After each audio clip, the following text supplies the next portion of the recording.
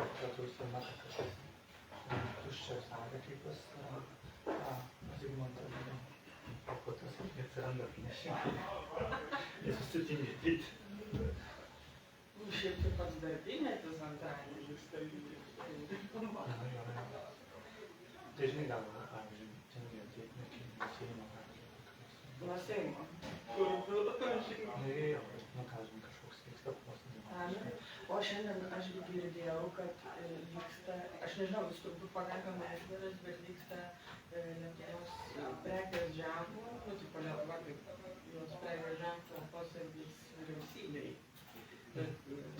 Bet aš galvau paminėti, o nepaminėti, kad ta mašūnė neprisideda prekės. Galima paminėti. Neprisideda. Tikrai geruoju, ne bloguoju. Nu, arba jo, kad ta prekės ženklas. Žiūrint, jeigu mes įveikime daug vardų.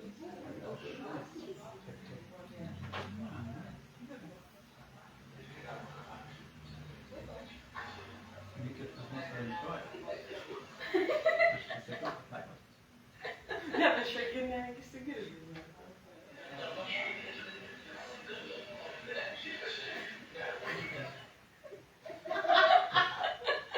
Tai tada tai vyksta.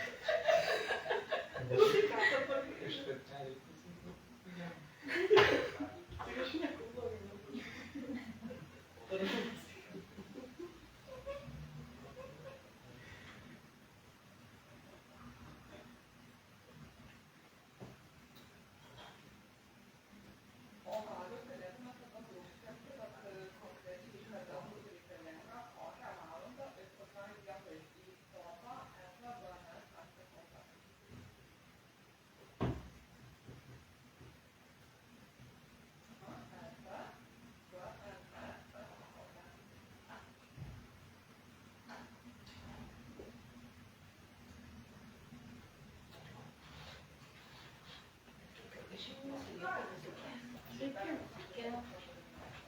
Sveiki.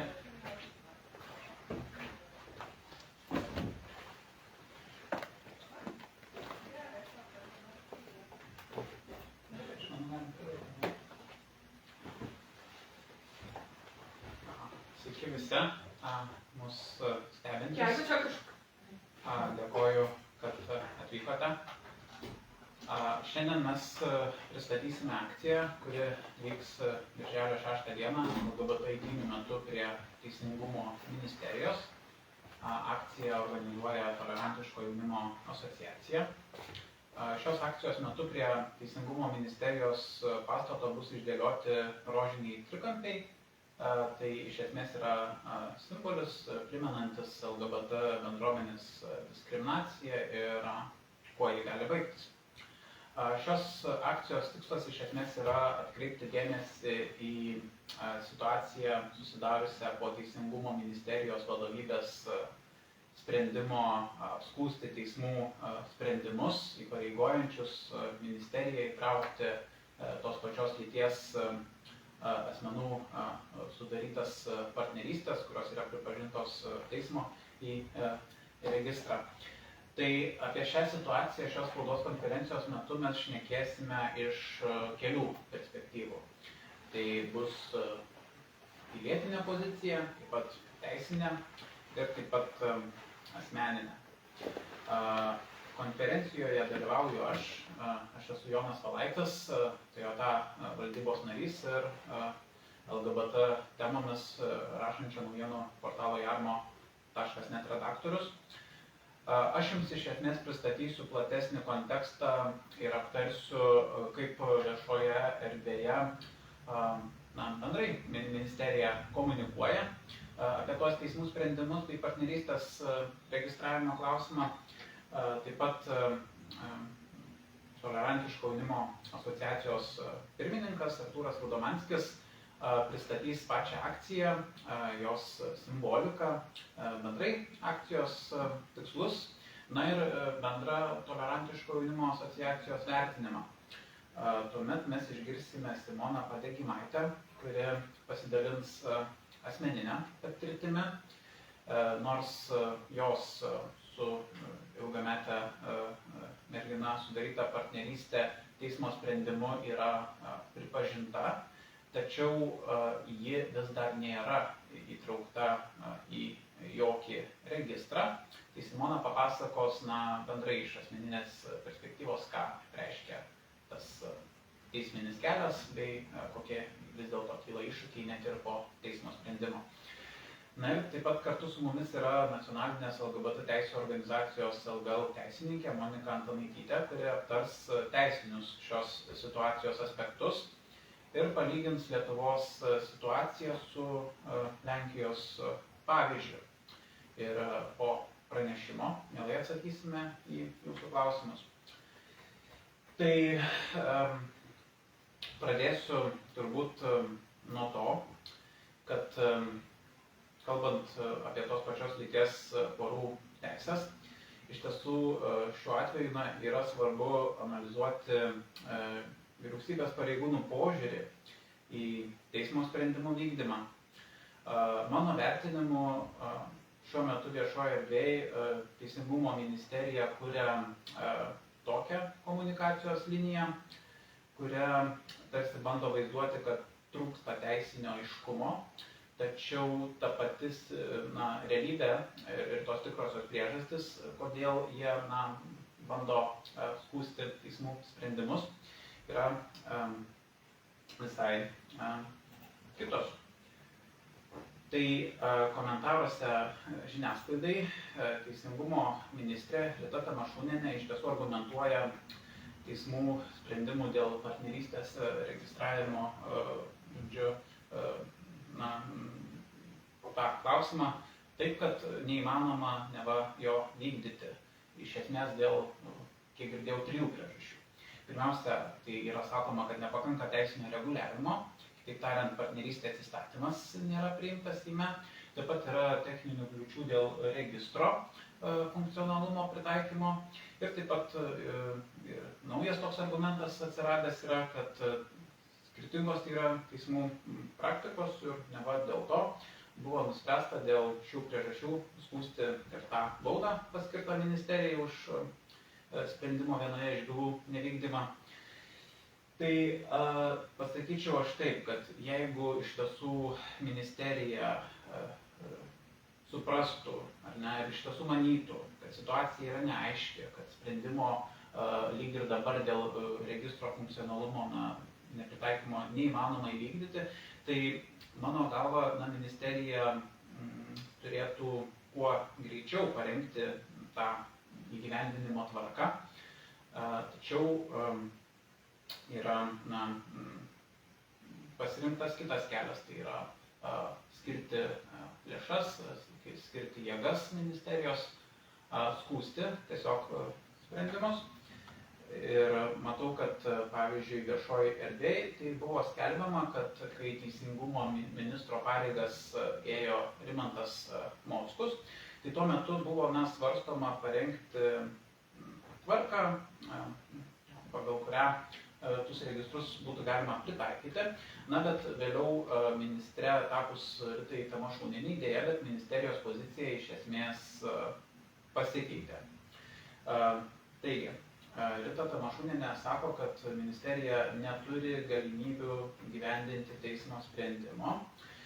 Labai norėčiau iš tiesų atkreipti dėmesį į tai, kad Konstitucinis teismas dar praėjusių metų balandžio 17 dieną priėmė nutarimą dėl partnerystės, po kurio buvo daugiau nei akivaizdu, kad valstybė turės pripažinti tos pačios lyties poras šeimomis.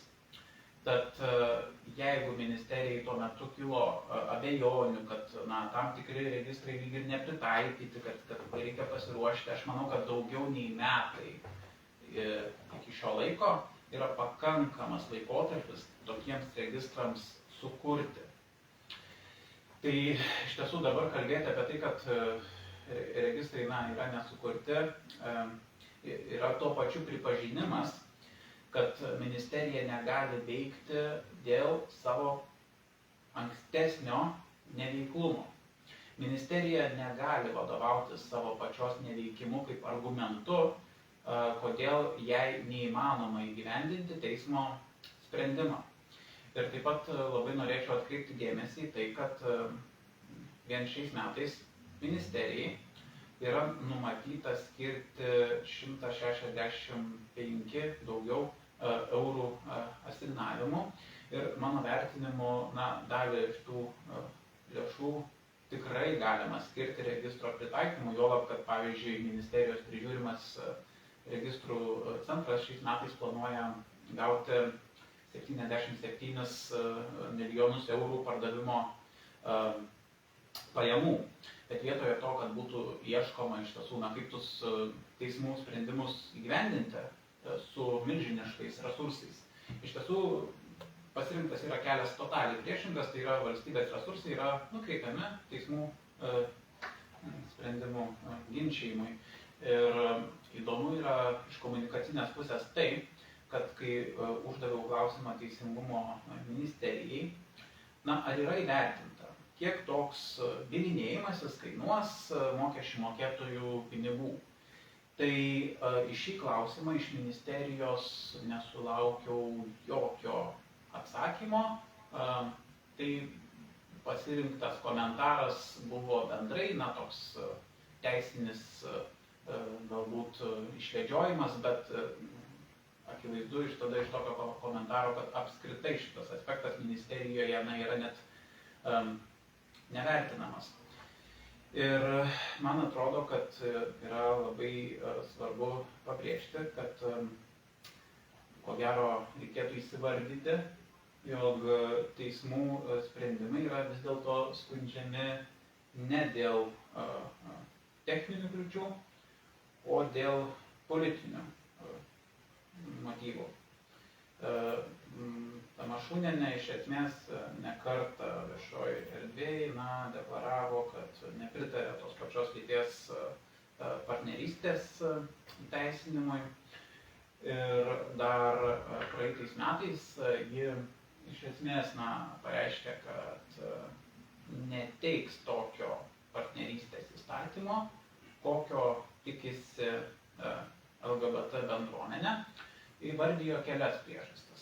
Tai viena buvo ta, kad jos partijos politinėms nuostatoms tai netitiko, ar ne. Kita buvo priežastis, tai rinkėjų lūkesčiai neįvykdyti, kažkokie tai gali būti nepatenkinti. Tai ministrė iš esmės teigia, kad toks įstatymas netitinka jos nuomonės.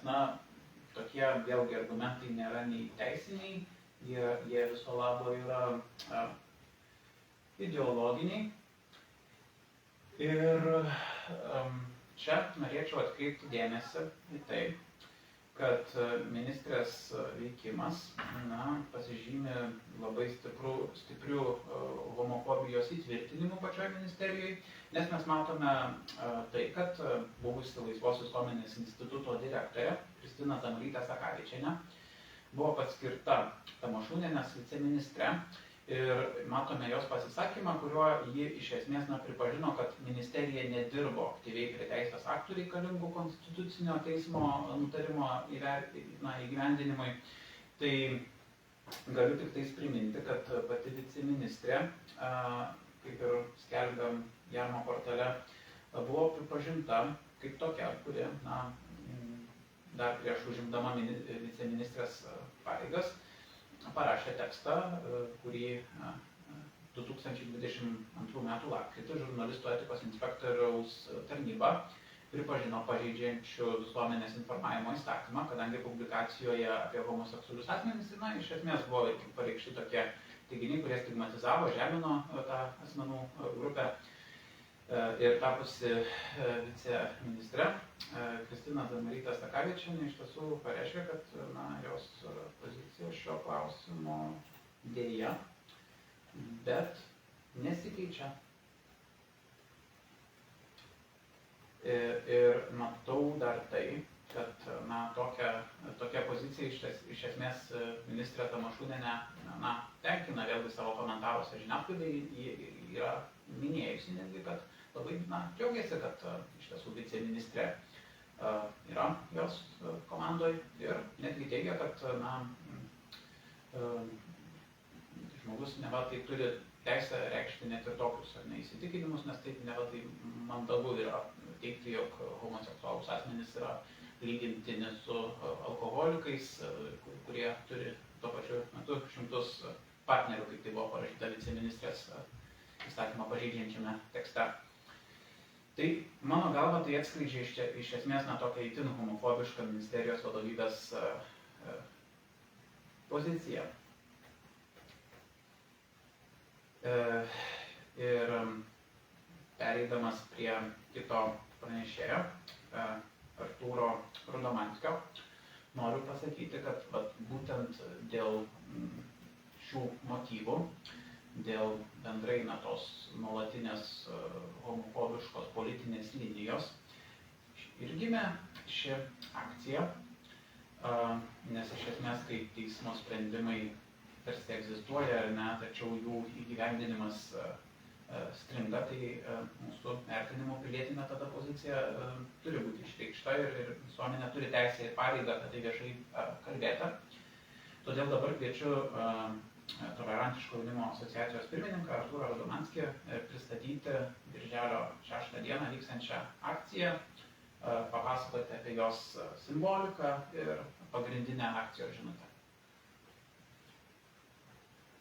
Sveiki, tai susirinkome šiandien pakviesti žmonės prisijungti prie simbolinės akcijos, kurie primena, kad žmogaus teisės nėra duotybė ir kad jas tenka nuolat ginti. Ir Pride renginiai jau pastaruoju metu tapo tokia kaip ir tarsi miesto šventė, kur susirenka iš tikrųjų daug labai žmonių, bet reikėtų ir nepamiršti tą kitą Pride dalį, kuri yra iš esmės ir protestas. Tai šių metų eitynės, kadangi prasidės Gynėjų gatvėje ties Nacionalinė biblioteka ir judės Gedimino prospektu, taigi praeidami pro Teisingumo ministeriją, ketiname palikti rožinius trikampius, tokius simbolius, kuriuos kiekvienas galėtų pasidaryti pats. Būtent todėl šiandieną ir parodysime netgi iš tikrųjų čia, kaip galima tai greitai pasidaryti ir prisijungti prie akcijos. Tai man bekalbant, aš tada kartu paprašysiu, kad iš savo kolegų jau kažkas galės irgi pasidaryti tą trikampį.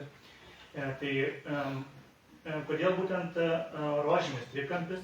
Nes Antrojo pasaulinio karo metais nacistinėje Vokietijoje koncentracijos stovyklų kaliniai buvo žymimi skirtingų spalvų trikampiais. Ir rožinis trikampis buvo naudojamas homoseksualiems vyrams, biseksualiems asmenims ir trans moterims žymėti. Tai buvo persekiojimo iš esmės ir pažeminimo ir smurto ženklas. Vėliau LGBT plus bendruomenė šį simbolį susigrąžino ir pavertė jį pasipriešinimo, solidarumo ir atminties ženklu. Ir šiandien jis iš esmės primena, kas nutinka tada, kai vienų žmonių teisės laikomos mažiau svarbomis nei kitų. Ir kodėl trikampius paliksime prie Teisingumo ministerijos? Prie Teisingumo ministerijos mes manome, kad ministerija iš esmės turėtų ieškoti kaip ir būdų, kaip įgyvendinti Konstitucinio teismo suformuotą doktriną ir teismų sprendimus, o ne ieškoti argumentų, kodėl to negalima padaryti. Ir teisinė iš esmės valstybė prasideda nuo pagarbos teismams, kai teismų sprendimai vykdomi pasirinktinai, nukenčia ne tik LGBT, iš tikrųjų žmonės nukenčia apskritai pasitikėjimas pačia valstybė. Ir rožinis trikampis šioje vietoje simbolizuoja ne tik LGBT žmonių istorinę patirtį, bet ir perspėjimą, kad diskriminacija dažniausiai prasideda ne nuo atviro persekiojimo, o nuo institucijų neveiklumo, delsimo ir bandymo vienų žmonių teisės laikyti mažiau svarbomis nei kitų.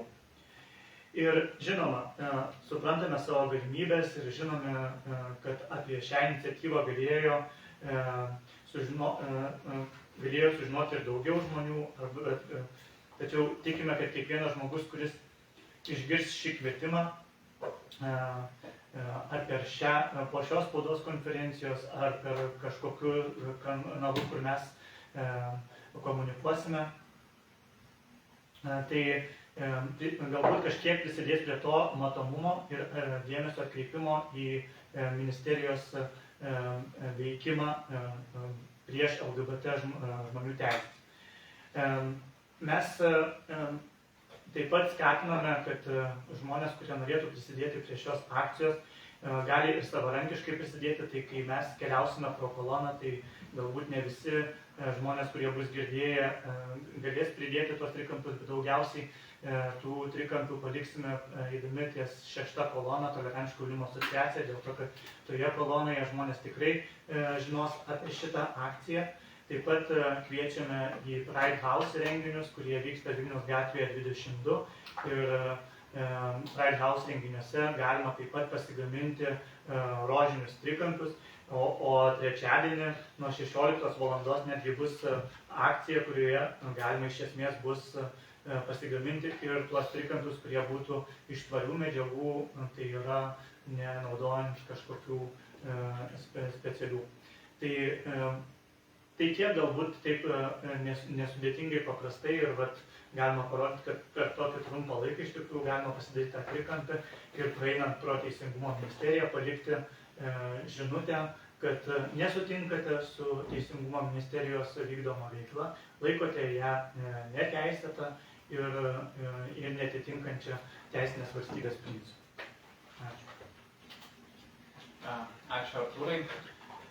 Viešoj erdvėj, bendrai, tose vykstančiose diskusijose, daug iš tiesų yra kalbama apie teisinės procedūras, apie registrus, apie administracinius procesus. Tačiau vis dėlto už šių terminų, šių žodžių yra realūs žmonės.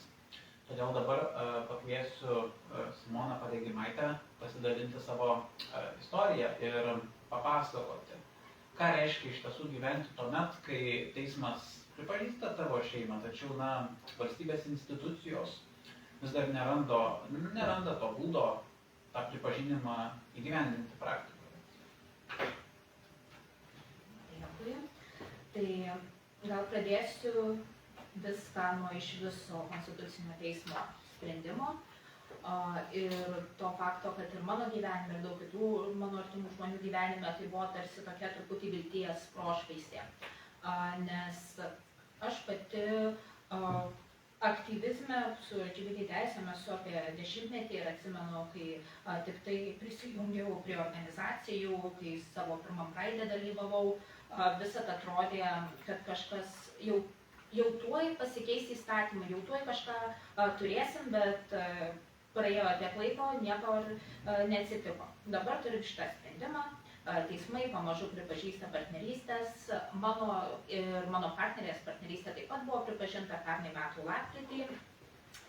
Tačiau šitas pripažinimas nesuteikia to pakankamai aiškumo ir tikslumo. Teismo sprendimas tai yra tik tai lapas, kurį turi vos nenešiotis visada, nesam niekur įregistruotos. Tai tiesiog toksai vos ne simbolinis dalykas lieka. Tai aišku, kai buvo teismas pripažinęs mūsų partnerystę, tuo metu mums irgi buvo kažkiek ten ir tos laimės ir visko, bet kartu toksai nusivylimas, nes tai yra ne mūsų pasirinkimas, kada mes norim kažką spręsti, tai yra kada sulaukia teismo, tai yra procesas, kuris vilkinamas, kuris trunka, kuris nėra toks jau lengvas. Taip pat, aišku, kai gavom teismo sprendimą, pradėjom galvoti ir apie įvairiausius dalykus, ką jisai mums suteikia. Pavyzdžiui, mes planuojame pirkti namus ir egzistuoja toks dalykas kaip parama jaunom šeimom. Pačiam tam įstatyme yra numatyta, kad tai galioja ir partneriam jau daug metų, kada tiesiog buvo dar galvojama projektai partnerystės ėjo, vieni buvo vienu momentu atmesti, kiti dar kažkur tobulinti, bet taip kol kas niekur nėra. Tačiau tam įstatyme dėl paramos yra toksai punktas. Tačiau mes nežinom, ar iš tikrųjų tai mums galiotų ar ne, nuo ko tai priklausytų, nes jokio aiškumo nėra. Yra kiti dalykai, kaip pavyzdžiui, net ir kelionių draudimai, kur būna šeimai taikoma, bet vėlgi, ar mums tai galioja, aiškumo trūksta. Tai vienu žodžiu, trūksta saugumo, trūksta aiškumo, jausmas toks, kad esi mėtomas tarp institucijų ir tarp pavojimų ir tarp tiesiog paieškų kažkokio tvirtumo. Tai tikiuosi, kad Teisingumo ministerija susiims, nes šiuo metu bandymas atsikratyti atsakomybės tikrai yra nepriimtina. Ir tikiuosi šitą mūsų akciją irgi truputį parodys, kad žmonių yra daug, kuriems tai yra aktualu ir tikėkimės veiksmų greičiau, o ne dar dešimtmečių tiesiog mėtymo. Dėkui. Ačiū, Simona. Tam, kad geriau galbūt suprastumėm šios situacijos teisinį kontekstą, aš manau, kad yra svarbu pažvelgti gal ne tik į konkrečias bylas Lietuvoje, bet ir į kitų šalių patirtį. Todėl dabar kviečiu LGL teisininkę Moniką Tumaitytę aptarti teisinius šios situacijos aspektus bei gerąją praktiką kaimyninėje Lenkijoje. Ačiū. Na, pratęsiant kolegų mintį, tai visų pirma, aišku, tikiu, kad birželio 6 dieną LT Pride eitynių metu susirinks visi žmonės, ne tik LGBT bendruomenė, bet visi žmonės, kurie palaiko teisės viršenybės principus, žmogaus teises apskritai ir tiki Lietuvos valstybės progresu. Kalbant apie teisinius aspektus, tai kaip Jonas pradžioje ir minėjo, iš tiesų valstybės aparatas, lėšos, mokesčių mokėtojų pinigai yra naudojami ne teisiniai viršenybei užtikrinti, bet kaip tik paminti šitos principus ir apskritai apsunkinti Lietuvos teisinį aparatą. Tai iš tiesų galima matyti ir vertybinę šios problemos pusę ir pragmatinę, nes teismai yra papildomai apsunkinti ministerijos, kuri turėtų turėti vis dėlto prievolę jų darbą palengvinti. Jinai turėtų vis dėlto turėti prievolę palengvinti ir tokių šeimų kaip Simonos gyvenimą ir vis dėlto sutvarkyti registrus, įgyvendinti sprendimus. Kita vertus galime pasižiūrėti iš tiesų į tarptautinę praktiką. Mes turime Konstitucinio teismo sprendimą, bet lygiai taip pat turime ir ES teisingumo teismo sprendimą dėl užsienyje sudarytų tos pačios lyties šeimų santuokų pripažinimo ir transkribavimo nacionalinėje teisėje. Tai aišku, mes kalbame, kad tas sprendimas buvo priimtas Lenkijos šeimos atveju, bet vis dėlto sprendimas yra taikomas visoms valstybėms narėms. Taigi, be partnerysčių registro yra paralelinis klausimas dėl užsienyje sudarytų santuokų transkribavimo nacionalinėje teisėje. Kitaip sakant, pripažinimo šeimos susijungimo kontekste. Ponia Rita Tamašūnienė neva atstovauja Lenkų bendruomenės balsą Lietuvoje, tačiau kažkodėl visiškai nereaguoja į teigiamus pokyčius Lenkijoje ir į teigiamus pokyčius Lenkijos politikoje, progresyvius pokyčius.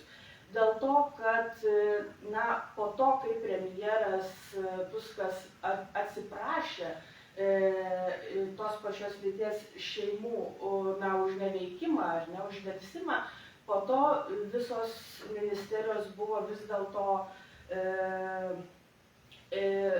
konsoliduotos įgyvendinti teismų sprendimus ir šiuo metu Lenkijoje santuokos po ES teisingumo teismo sprendimo yra sėkmingai transkribuojamos.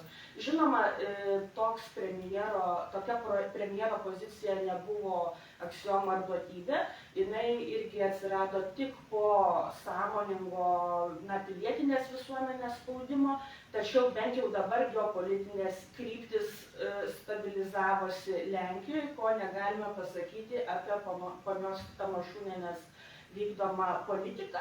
Kita vertus, norėčiau ir truputį platesnį kontekstą paminėti. Šiandien mes kalbame apie ministrės, sakykime, sąmoningą veiklą skundžiant teisėtus teismų sprendimus, bet turime žiūrėti klausimą kompleksiškai. Tai nėra vienintelis atvejis, kada mes matome prieš teises nukreiptas ministerijos iniciatyvas. Pavyzdžiui, sausio mėnesį berods vyko konferencija Lietuvos Respublikos Seime, aišku, po Teisingumo ministerijos globa priežiūra,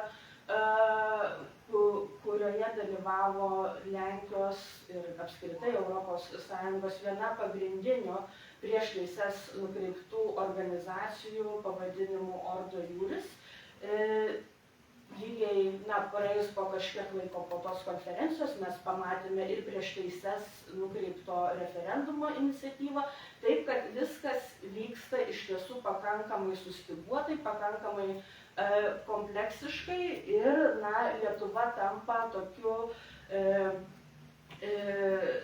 prieš teises nukreiptų judėjimų bandymų laukų dėja.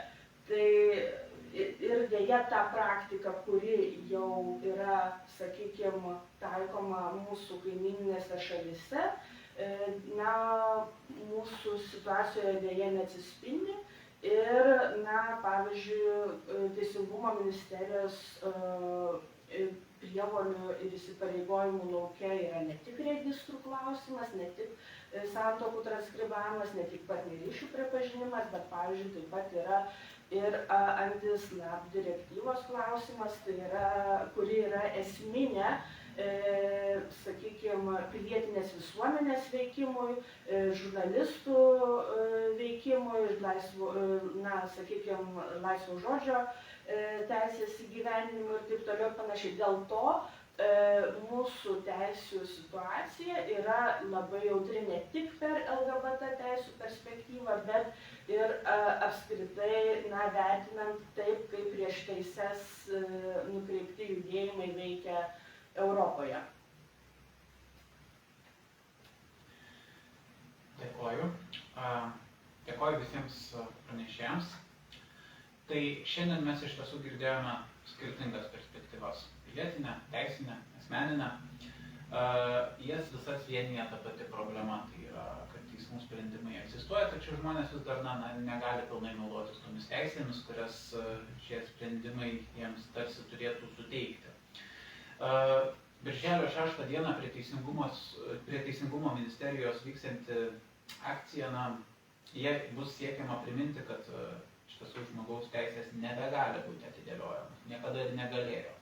Ypač neribotam laikui, o iš tiesų valstybės institucijos savo neveikimo negali pasitelkti kaip argumento nevykdyti teismų sprendimų.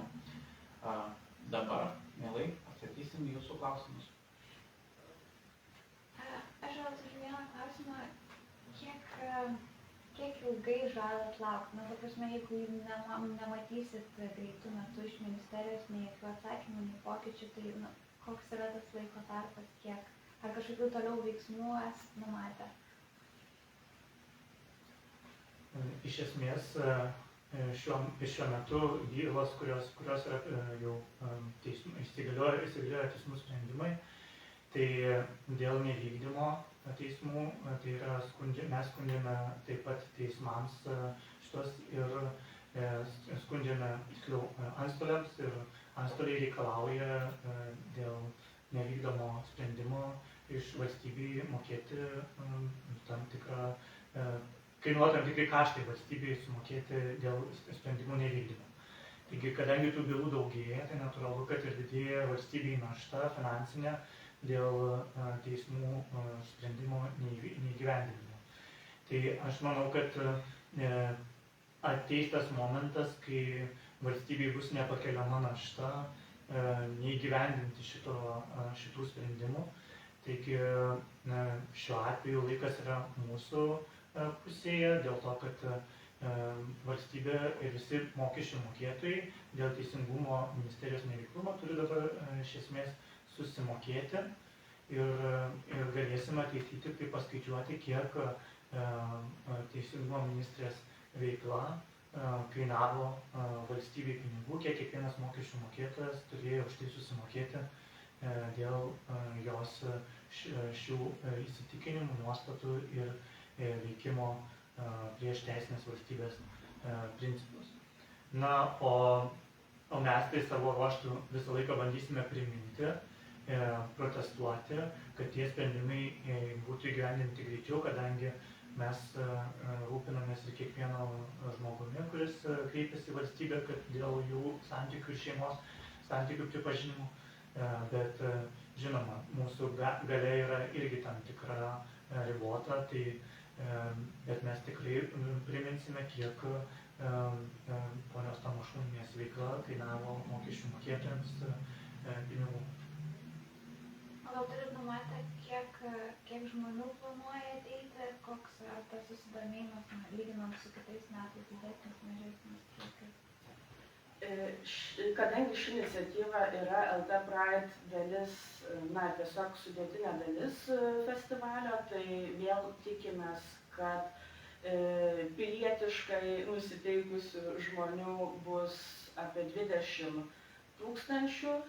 Kasmet matome augantį Pride, taip pat matome, kad vis dėlto ne tik LGBT bendruomenė, žinoma, kuri yra LT Pride epicentras, bet ir ją palaikantis, nepaisant tokio politinio priešiško fono, neatsitraukia visi palaikantis demokratiškos teisinę viršenybę gerbiančios Lietuvos idėją. Dėkojam. Spaudos konferencija baigta.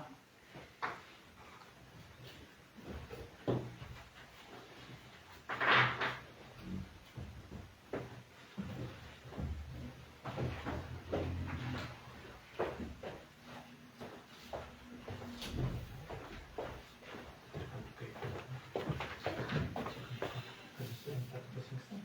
Tai kas vyksta? Šiaip